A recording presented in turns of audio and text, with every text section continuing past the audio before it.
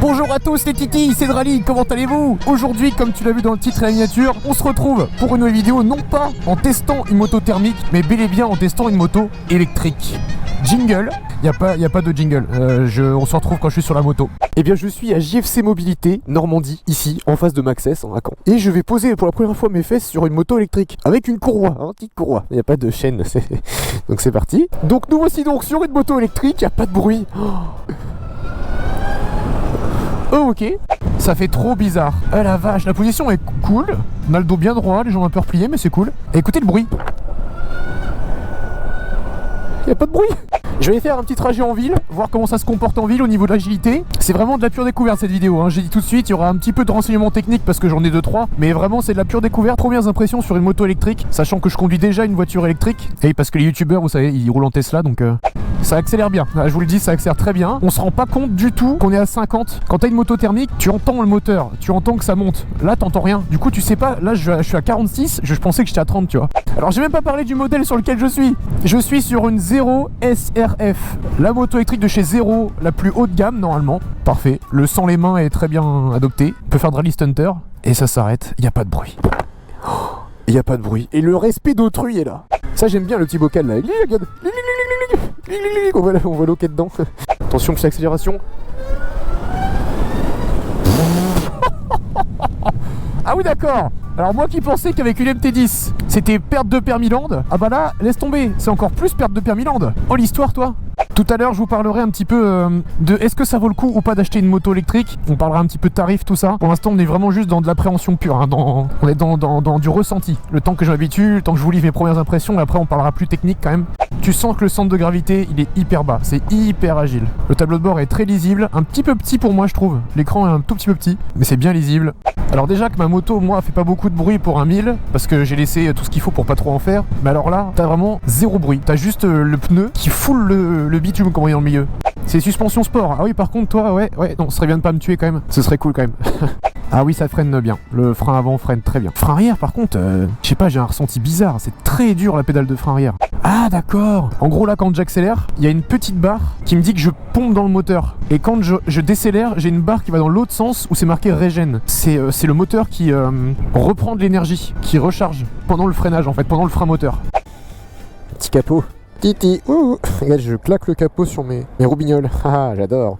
Un claque roubignol ça s'appelle. Niveau sensation c'est très très particulier et c'est pas désagréable. Drally Stunter 16-15, j'ai 3000 € de caution, on se calme. En plus après vous allez voir la moto a vraiment une tête vraiment très belle. Enfin une tête, elle a un corps très beau et une tête un peu moins belle par contre, c'est dommage. Mais elle a un corps, c'est un mix entre la Diavel, le R1, la soupape. Pour une moto électrique vraiment le design il est très sympa.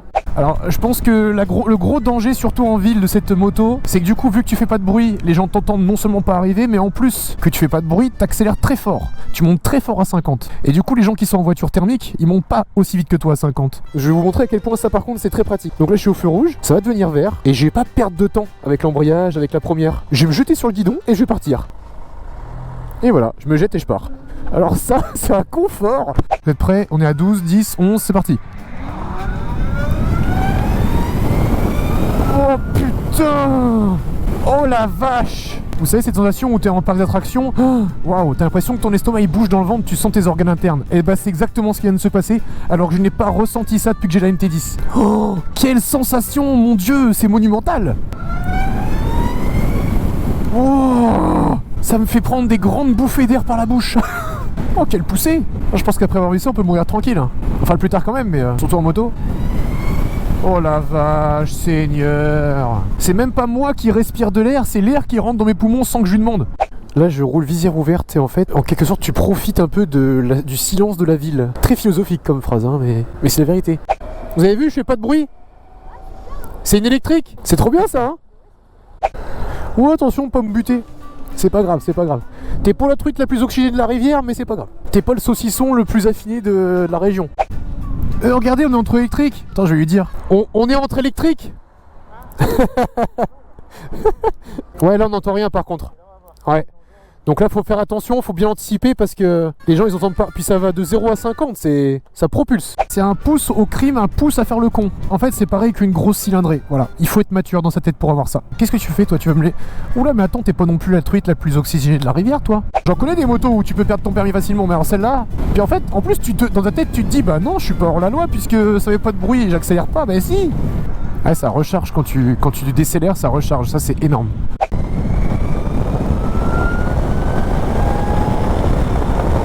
Ah, c'est n'importe quoi. C'est n'importe quoi. Non, mais c'est du grand délire. Alors, j'en ai vu des trucs où c'est du grand délire. Mais alors ça, j'exagère vraiment rien. Vraiment rien. C'est indescriptible comme sensation. T'as pas de bruit, mais t'as juste le vent qui s'amplifie dans ton casque. C'est quelque chose.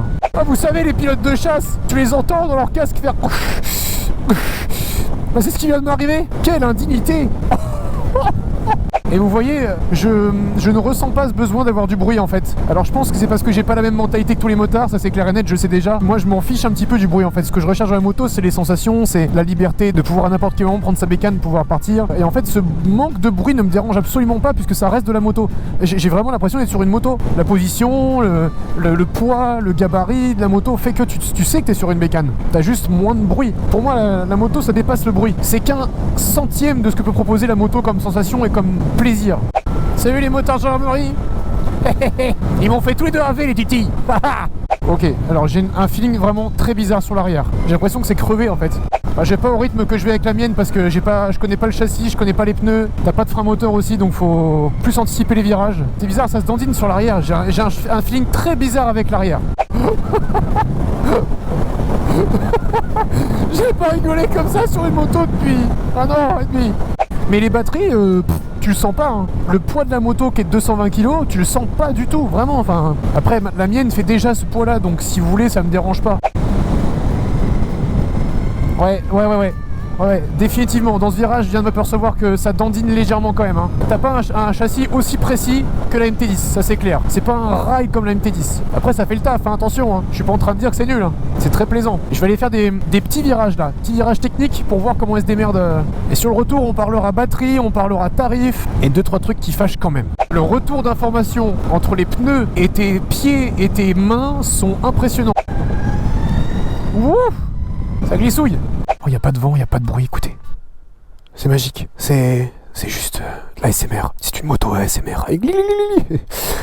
Mettons la béquille et regardons quand même. On va regarder quand même cette bête. Regardez-moi ça. Regardez. En vrai, je la trouve vraiment belle. La ligne arrière, elle est magnifique. Cette partie ici là est vraiment très très belle. Enfin, moi je kiffe. Le seul bémol, c'est l'avant. Voilà, l'avant, je le trouve simpliste. C'est comme si en fait tu vois les chiens les bulldogs là qui ont le nez complètement écrasé, la tête, ça ressemble à ça. Ici, recharge, c'est aimanté, donc toc, ça tient tout seul. Et aussi, un truc sympa, je vous montre quand même vite fait. C'est comme une portière de Tesla, regarde. C'est beau. Et là t'as un coffre, tu peux mettre, je sais pas, un cadavre d'hérisson ou un truc comme ça. Tu peux mettre aussi ton câble pour recharger ta moto. C'est cool. Et puis là il y a un lave-vaisselle qui arrive là, je sais pas pourquoi, voilà, ta boche. Tu mets la béquille. Ça te marque à la béquille, t'enlèves la béquille, c'est comme si tu mettais le contact, toc, et voilà, et là, hop, tu peux partir, c'est malade. Vas-y, on va descendre. Ah ouais, alors, faut faire attention, en fait, ça avance tellement vite que tu te fais piéger dans les entrées de courbe. Il faut plus anticiper son entrée dans la courbe, plus longtemps à l'avance. T'as beaucoup moins de frein moteur, mais vraiment beaucoup moins. Donc faut anticiper ça aussi avec du freinage. Donc c'est une autre façon de conduire. Donc au début, faut y aller mollo. Là, vous voyez, je me suis fait prendre par surprise, comme on dit dans le milieu, donc faut faire gaffe. Voilà, on est à 67% de batterie, et je viens de faire une petite balade qui est pas finie, hein, mais on va voir à combien de batterie je vais arriver à la fin. Alors les gros motards boomers, ils disaient qu'il y avait les caisseux, après il y aura les électriqueux, parce que nous on roule que avec des gros moteurs qui font du bruit. Bon alors maintenant rapidement parlons de choses qui fâchent. Le prix, la moto est affichée à 25 700 €. Je crois que c'est 25 790 €. C'est énorme. La mienne, la MT10, ça reste un 1260 chevaux et je l'ai acheté pour 12 000 €. Alors après vous me direz oui, mais Drali fait le calcul en essence, combien tu payes. Alors à savoir que j'ai fait le calcul avant de faire la vidéo quand même, et avec ma moto je fais entre 2000 et 2500 € de plein par an. Ce qui fait que ma moto je l'ai depuis 1 an et demi là, donc elle m'a coûté 15 500 € à peu près pour l'instant. Rien qu'en plein et en achat brut. On est toujours à 10 000 € de moins que celle-là. On va arrondir à 16 200 € en gros de frais pour ma moto en 1 an et demi plus achat. Maintenant vous achetez une 0 et imaginons que ça fait 1 an et demi que je l'ai. 25 800 €. Sans les câbles. La révision c'est une fois par an et c'est juste un contrôle de batterie donc c'est pas trop cher. Donc on est à 26 000, on est à 27 000 € pour 1 an. Et tu rajoutes à ça, évidemment, il faut la recharger la moto. Alors le plein, je sais pas combien ça coûte. J'ai pas les chiffres précis. À mon avis, un plein, ça coûte entre 4 et 5 €. Je pense. Donc ça fait 900 € l'année, à peu près. On va arrondir à 900 € vu que ça coûte sûrement moins cher. Sauf que, bah quand même, vous rajoutez 1000 € à votre prix chaque année. Bref, vous avez compris mon calcul. Dans tous les cas, ce sera plus cher qu'une moto thermique. Dans tous les cas. Au final, même si vous la gardez 5 ans, dans 5 ans, vous aurez toujours pas amorti votre moto thermique. Pour moi, c'est pas encore adapté à tout le monde. Je ne peux pas aujourd'hui me permettre d'acheter une moto électrique. 25 000 €, j'ai un projet immobilier en cours, je peux pas. C'est hyper cool, c'est hyper fun, c'est pratique, mais je peux pas financièrement. Faut parler d'un autre truc, c'est qu'une moto électrique, tu la recharges pas comme tu recharges une moto thermique, forcément. T'arrives à une station essence, tu mets ton plein, ça dure 2 minutes, tu repars, tu peux refaire 200 bornes. Là, alors à part si tu ouvres le claque-couille là, ce clapet permet de recharger chez toi et sur les bornes Tesla. Vous savez les bornes, les superchargeurs qu'il y a sur les autoroutes, et en 30 minutes, tu passes de 0 à 100. Un petit café à McDo à côté, ou je sais pas, au bar du coin à côté d'un superchargeur, une demi-heure, t'as 100%. Sauf que tes potes, eux, qui ont une moto thermique, qui ont le plein, qui veulent repartir avant une demi-heure, il faut qu'ils t'attendent. Regarde, par exemple, je sais pas, là, imaginons, je suis parti faire la balade, j'arrive à Pétaouchnok, j'ai plus que 20% de batterie, j'ai pas de superchargeur dans le coin. Ça veut dire faut que je demande à un bar, si j'ai mon câble dans mon coffre, faut que je demande à un bar, à une boulangerie ou je ne sais quoi, qui me recharge un peu pour que je puisse finir mon trajet.